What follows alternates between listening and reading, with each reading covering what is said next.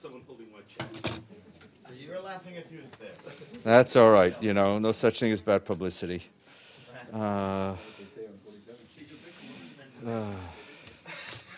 Excuse us? You can't, like, mumble under your breath. Either have the car... Oh, you're in my room. You're talking to me. I'm not sure it's your room. Oh, it is my room. It is my room. It's going to be the Dujarric Memorial Room soon enough. All right. There's stuff going on in the world. Good afternoon. Actually, is that a scoop we have? No, it's not. Start carving the flag. All right. Excuse me, Evelyn. Thank you. All right. Joke's over. Let's go. Just an update from Bangladesh. The current movement of Rohingya refugees from Myanmar to Bangladesh is now the largest mass refugee movement the region has seen in decades. In total, more than 700,000 Rohingya refugees are now believed to be in Bangladesh. The latest number of arrivals since August is still, as far as we know, at 429,000.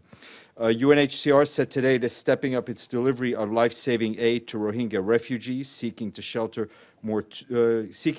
near 2 official camps in the southeastern part of the country. The agency is responding to a government request to distribute plastic sheeting to as many people as possible to protect them from monsoon rains and winds. UNHCR staff are working to organize 2,000-acre camp for new arrivals, and they will be next to another camp also run by UNHCR, which is home to Rohingya refugees who had arrived in previous decades.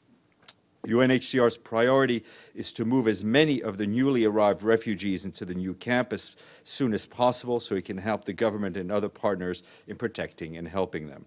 The High Commissioner for Refugees, Filippo Grandi, will be in Bangladesh tomorrow to see firsthand the scale of the crisis and to meet with refugees.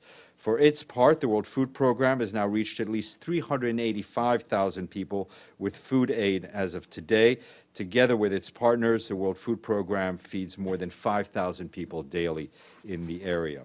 World Health Organization, meanwhile, says it's concerned about the health situation on the Myanmar-Bangladesh border, noting the difficulty of rolling out the emergency response due to difficult terrain, heavy rains, and the disbursement of the refugee population. WHO says the main risk, according to them, is related to water and sanitation, with poor conditions increasing the risk of vector and waterborne diseases. And turning to Hurricanes Irma and Maria, the UN continues to support both immediate needs and early recovery efforts. We've now established an air bridge with Antigua and are today expecting a shipment of tarpaulins and other essential items from our humanitarian warehouse in Panama City to the island of Dominica. WFP, UNICEF, IOM, and FAO are also sending teams to Dominica to both assess and kickstart the response, with more agencies expected to follow. In Barbuda, as you will remember, over 90% of the buildings were destroyed by Hurricane Irma, including all government premises, and the Barbudians are temporarily living in neighboring island of Antigua. The government kicked off debris removal efforts on Barbuda with technical support from the UN Development Programme to build back better as part of the UN's wide humanitarian development strategy. UNDP's support includes dealing with hazardous medical waste as well as environmental aspects such as recycling and landfill management. Cash for Work initiatives are to begin shortly to immediately inject needed cash in affected communities. And in Cuba, as part of the National Recovery Plan with the government, UNDP is supporting the recovery of over 215,000 houses severely damaged by Hurricane Irma. And turning to Darfur, our colleagues at the African Union UN mission in Darfur, UNAMID, said today they are deeply concerned about clashes between government forces and internally displaced people residing at Kalma camp in South Darfur, which have led to the death of at least 3 people and the wounding of 26 others. The mission urges all parties to exercise utmost restraint. It's doing everything it can. I like the sound of my own voice, but it has its limits. What? Yeah. The mission urges all parties to exercise utmost restraint. It's doing everything it can to de-escalate the situation. A medical team from UNAMID is currently at Kalma camp to assist local authorities in treating the injured.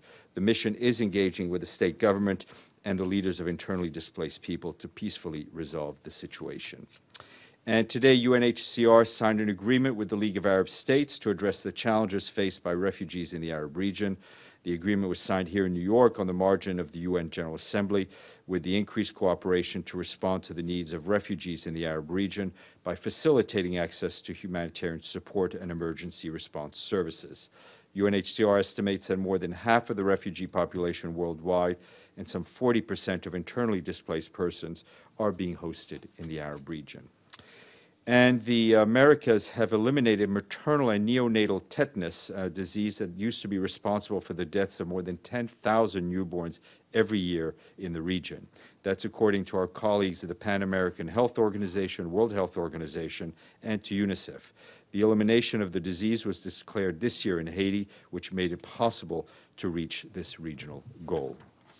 And a number of press briefings today. As soon as we're done here, Brendan Varma will brief you on behalf of the PGA. Then at 1 p.m., the Minister of Foreign Affairs of the Russian Federation, Sergei Lavrov. 3:15, the Commissioner General for the UN Relief and Works Agency for Palestine Refugees in the Near East, more simply known as UNRWA, and that's Pierre Krahenbuhl at 3:15 here. 5:15, a briefing by the high-level side event Sustaining Peace Through the Strengthening of Human Rights and International Law. Speakers will include the foreign ministers of Sierra Leone and the Netherlands, along with the Vice President of Costa Rica and the High Commissioner for Refugees, Zaid Rad Al Hussein. And today we say thank you very much to our friends in Uruguay who become the 132nd member states to pay their dues in full. Carol.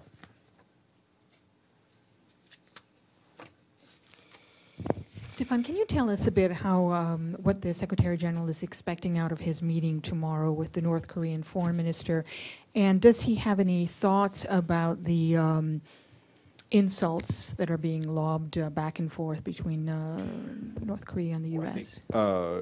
Secretary General looks forward to the meeting. I don't want to set any expectations. It's obviously important for him to be able to have direct discussions with a senior representative of the DPRK, and the message he will deliver is that he's been delivering this whole time, which is one of a wish to see denuclearization of the Korean Peninsula, a wish to see the DPRK abide by Security Council resolutions, and very much hoping that the unity we've seen on the Security Council will create an opportunity for political discussion.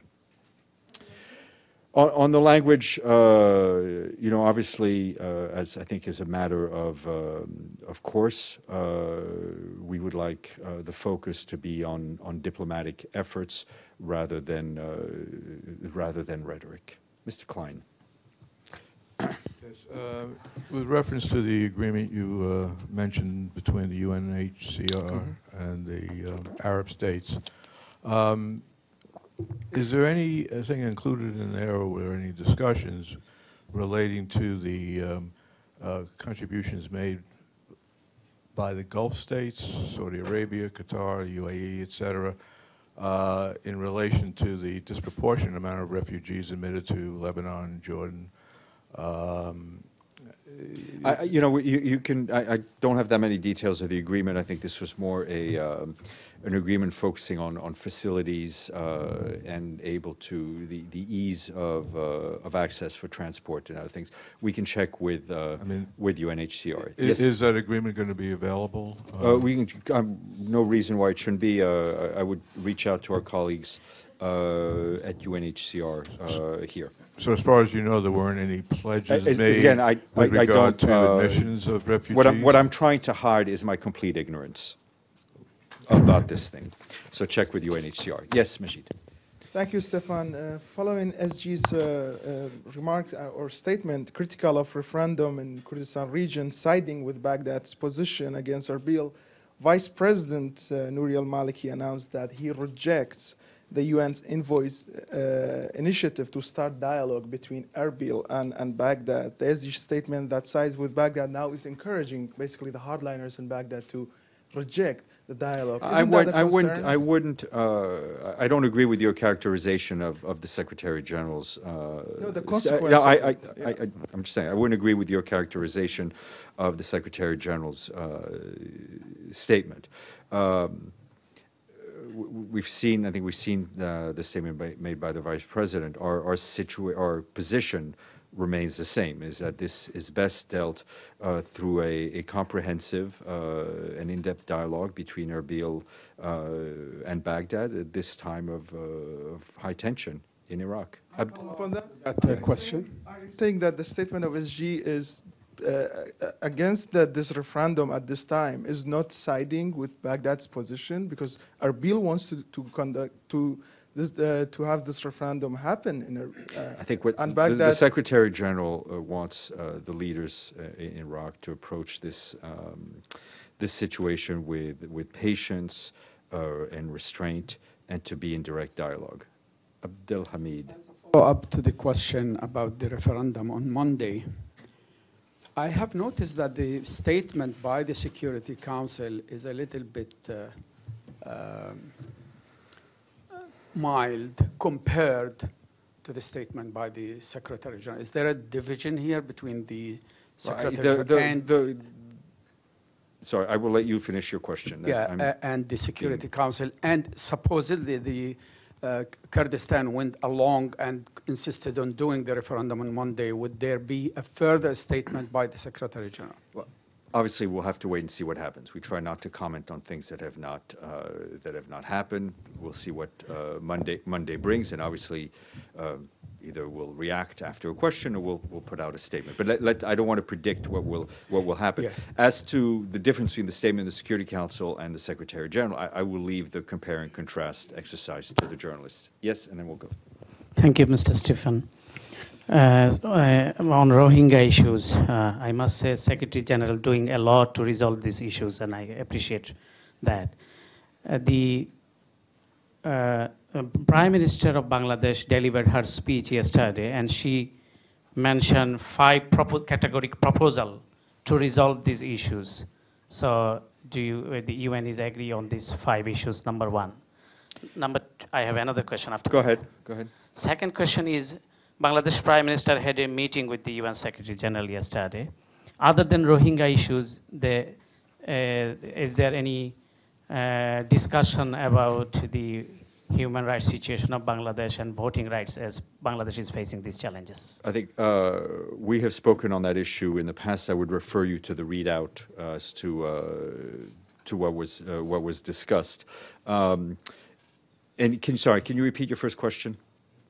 Bangladesh Prime Minister delivered her speech in General Assembly yesterday, and she made 5 categoric points to resolve these issues, 5 proposals. Look, I think we're not going to go on a point by point. First of all, it's clear that we, and I think the international community, appreciates greatly what Bangladesh is doing, what the people and the government of Bangladesh are doing in welcoming these people. It's hard to, we talk about numbers here, but I think you have to visualize the numbers of human beings, of men, women, and children who are often in very dire conditions, crossing over in very dangerous situation. And then Bangladesh has opened its arms to them. The international community has a responsibility to assist Bangladesh. We're trying to mobilize funds.